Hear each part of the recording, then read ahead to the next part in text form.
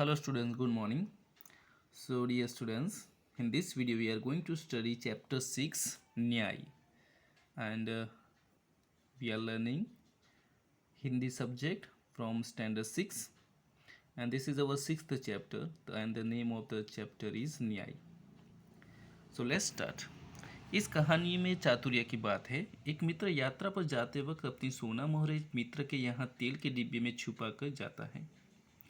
यात्रा से वापस आने पर उसे मोहरें नहीं मिलती। वह काजी से फरियाद करता है। अंत में हसन नाम का एक लड़का अपनी चतुराई से सच्चा न्याय करके अली ख्वाजा को मोहरें वापस दिलवाता है। यह रोचक कहानी न्याय और बुद्धिमत्ता की एक झलक देती है। सो स्टूडेंट्स, हमने इस पैराग्राफ में ऑलरेडी क्या इस रूपरेखा जो कि इस न्याय एक वार्ता है उसकी रूपरेखा क्या है वो समझ ली है। So let's start our chapter. पुराने ज़माने में इराक की राजधानी बगदाद में एक व्यापारी रहता था। नाम था उसका अली ख्वाजा। व्यापार करते करते जब उसके पास 1000 सोने की मोहरें इकट्ठे हो गई तो उसने मक्का शरीफ की यात्रा का निश्चय किया। चूँकि वह अकेला रहता था, उसने अपनी जमा पूंजी अपने मित्र के यहाँ रखने का निश्चय किया। यात्रा के खर्च के लिए उसने 500 मोहरें अलग रख ली। फिर एक घड़े में बची हुई मोहरें डालकर तेल भर दिया। अली ख्वाजा पड़ोस में अपने मित्र वाजिद के घर गया। उसको अपनी यात्रा के बारे में बताया और कहा, यह तेल का घड़ा मैं आपके घर रख जाना चाहता हूँ। मक्का से लौट कर ले लूँगा। वाजिद के अपने तहखाने की चाबी देते हुए उसे कहा कि आप अपना घड़ा तहखाने में रखाइए और जब आप लौटे तो उसी स्थान से ले लीजिए। अली ख्वाजा घड़ा रखकर यात्रा के लिए निकल गया। सो स्टूडेंट्स, इस पैराग्राफ ने हमें पढ़ा कि इराक की जो राजधानी बगदाद है उसमें व्यापारी रहता था जिसका नाम अली ख्वाजा था। उसने जब बहुत सारा व्यापार करके जो 1000 सोने की मोहरें इकट्ठे की थी और एक दिन उसने सोचा कि मक्का की यात्रा करे, तो वो सोना मोहरें जो थी वो उसने थोड़ी घड़े में भरकर उसमें तेल डालकर अपने जो एक दोस्त था वाजिद जिसका नाम था उसके घर वहाँ पे रख के आया और वह यात्रा के लिए रवाना हो गया। एक दिन वाजिद के घर दावत थी। तरह तरह के पकवान बनाते हुए तेल खत्म हो गया। रात का समय था। वाजिद की बीवी अपना सिर खुजाने लगी, तभी उससे अली ख्वाजा के तेल के घड़े की याद आई। उसने वाजिद से कहा, आप तहखाने में रखे तेल के घड़े से थोड़ा तेल निकाल लाइए। उस समय बाजार तो बंद है। कल सुबह बाजार से नया तेल लाकर घड़े में भर देंगे। ख्वाजा आज रात ही आकर तो तेल नहीं मांगेंगे। बीवी की बात सुनकर वाजिद तहखाने में गया। जब घड़े की सील खोलकर तेल निकालने लगा तो घड़े में से सिक्कों की आवाज़ आई। उसे लगा कि घड़े में तेल के नीचे कुछ है, इसलिए उसने दूसरे बर्तन में सारा तेल निकाल लिया। उसने देखा कि घड़े में तो 500 सोने की मोहरें थी। उसने उन मोहरों को अपनी तिजोरी में छिपा कर रख दिया और तेल लाकर बीवी को दे दिया। अगले दिन उसने बाजार से नया तेल लेकर घड़े में भर दिया। उसे वैसे ही सीलबंद कर दिया जैसे कि ख्वाजा अली ने किया था। कुछ दिनों के बाद ख्वाजा मक्का की यात्रा से वापस आया। घर में अपना सामान रखकर वह सीधा वाजिद के घर गया और अपनी यात्रा की सारी बातें बताई। फिर तेल का घड़ा लेकर वह घर आ गया। जब उसने घड़े का तेल निकाल कर देखा तो उसके पैरों तले से जमीन ही खिसक गई। वह सिर पकड़कर बैठ गया क्योंकि घड़े में एक भी सोने का मोहर नहीं थी। वह सोचने लगा, अब क्या किया जाए। सो इस पैराग्राफ में हमने देखा स्टूडेंट्स कि जब वाजिद जो ख्वाजा है वो ख्वाजा जब यात्रा में जाता है तो वो सोना मोहरें अपने मित्र वाजिद के घर रख लेता है। जब वाजिद की बीवी जब उसको तेल लेने को बोलती है वाजिद को, सो उसके घर दावत थी तो तेल वहाँ पे होता नहीं है। तो वाजिद वो तेल लेके आता है। जब तेल को दूसरे बर्तन में डालता है तो वहाँ से सोने के कुछ सिक्के मिलते हैं। तो वाजिद वो सोने के सिक्के लेकर अपनी तिजोरी में रख देता है और नया तेल उसमें भर देता है। जब ख्वाजा वापस आता है मक्का से तो वो जो तेल का जो सामान जो तेल का घड़ा था वो अपने घर लाके उसको जब देखता है तो वहाँ पे सोना मोहर उसे नहीं दिखाई देती।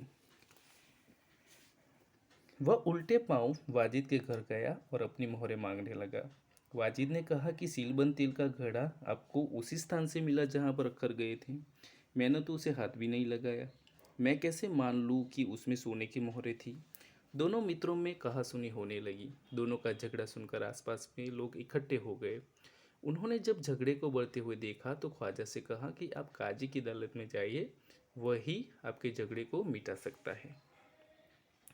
सो जब ख्वाजा जब अपने मुसाफरी से वापस आता है तो वो वाजिद के घर से घड़ा लेकर घर अपने आता है, तो उसमें देखता है कि कुछ सोना मोहरे भी नहीं थे, कुछ भी नहीं था। तो वो बहुत ही निराश हो जाता है और उस दोनों में वाजिद और ख्वाजा के दोनों में कहीं अनसुनी हो जाती है और वो एक दूसरे का साथ लड़ते झगड़ते, क्योंकि जो ख्वाजा थे उन्होंने तो वहाँ पे रखे थे, जो सिक्के थे वो उस घड़े में रखे थे, लेकिन वाजिद ने वो सिक्के चुरा लिए थे।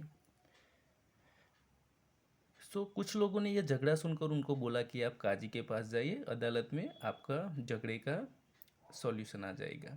ख्वाजा ने काजी की अदालत में अपनी बात रखी, परंतु पक्के सबूतों के अभाव में उसे वहाँ से निराश लौटना पड़ा। तब उसने बगदाद के खलीफा के यहाँ अपील की और न्याय मांगा। खलीफा ने उसकी अपील स्वीकार कर ली। खलीफा ने सारे मामले पर विचार करने के लिए कुछ समय चाहा। एक सप्ताह बाद का समय सुनवाई के लिए दिया गया। ख्वाजा और वाजिद का किस्सा अब प्रख्यात हो गया था।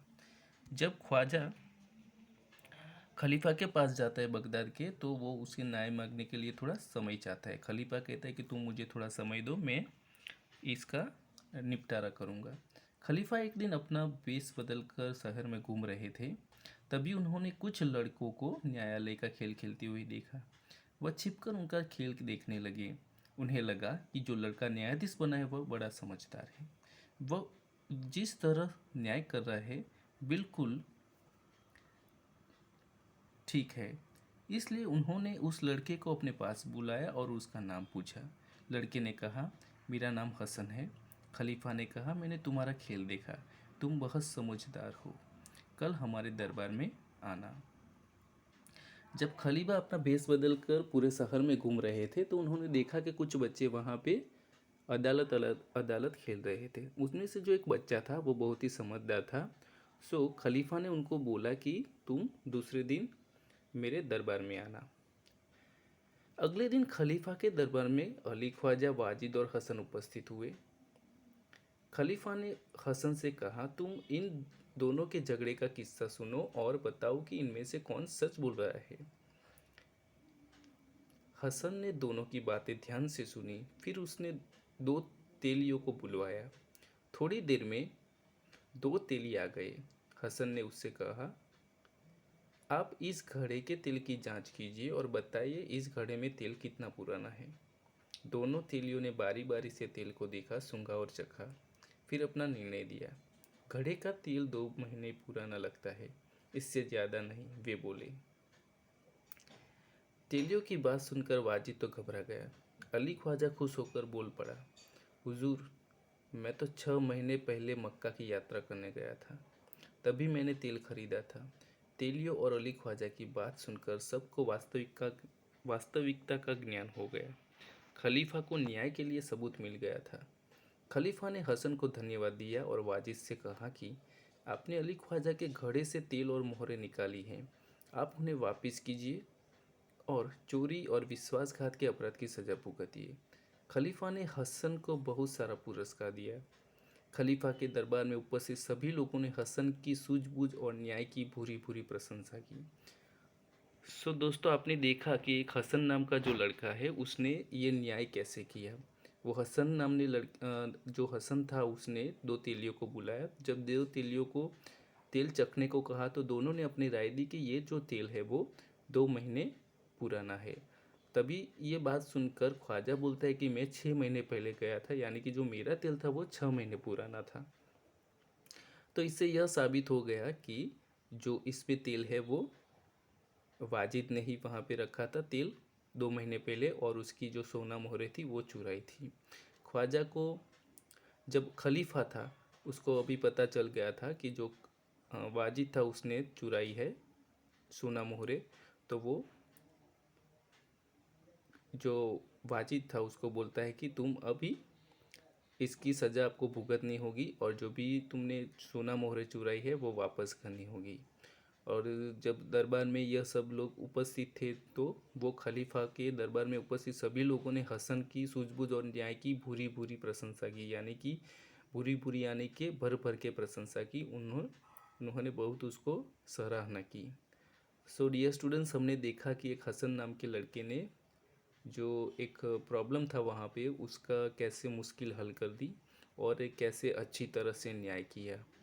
सो in this video we have learn this chapter Nyay. In the next video we shall learn the exercises of this chapter. Till then, goodbye.